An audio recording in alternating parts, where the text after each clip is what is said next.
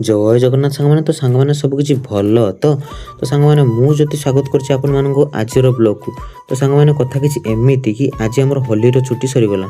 ତ ଫ୍ଲୋରକୁ ଦେଖି ତ ଆପଣମାନେ ଜାଣିପାରୁଥିବେ କି ଯେ କାଲି କେମିତି ଭାବରେ ଆମର ହୋଲି ଖେଳ ହେଇଛି। ତ ବ୍ରସ୍ କରିସାରି ମୁଁ କିଛି ଚଣା ଆଉ ମୁଗକୁ ପାଣିରେ ବତୁରେଇକି ରଖିଥିଲି, ତାକୁ ଖାଇଦେଲି।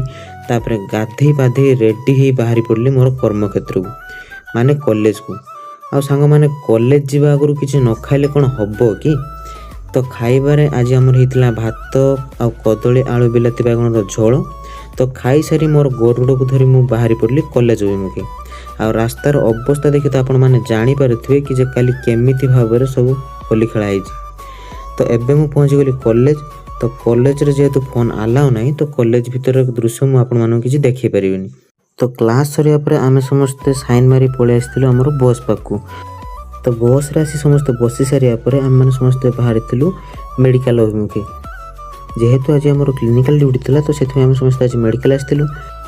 ତ କ୍ଲିନିକାଲ୍ ଡ୍ୟୁଟିରେ ଏମାନେ ହେଉଛନ୍ତି ମୋର ଟିମ୍ ମେମ୍ବର। ତ ଡ୍ୟୁଟି ସରିବା ପରେ ପୁଣି ଆମେମାନେ ସମସ୍ତେ ଆସି ବସି ଯାଇଥିଲୁ ଆମ କଲେଜ ବସ୍ରେ। ଆଉ ହସ୍ପିଟାଲରୁ ଆସି ଅଙ୍କଲ ଆମକୁ ଏଇ ଛକ ପାଖରେ ଛାଡ଼ିଲେ। ତାପରେ ମୁଁ ସିଧା ଚାଲିଲି ରୁମ୍କୁ। ତ ସାଙ୍ଗମାନେ ମୋ କଲେଜର ନାଁଟା କ'ଣ ସେଇଟା ମୋତେ କମେଣ୍ଟରେ ନିହାତି ଜଣାଇବେ। ରହିଲି, ଜୟ ଜଗନ୍ନାଥ।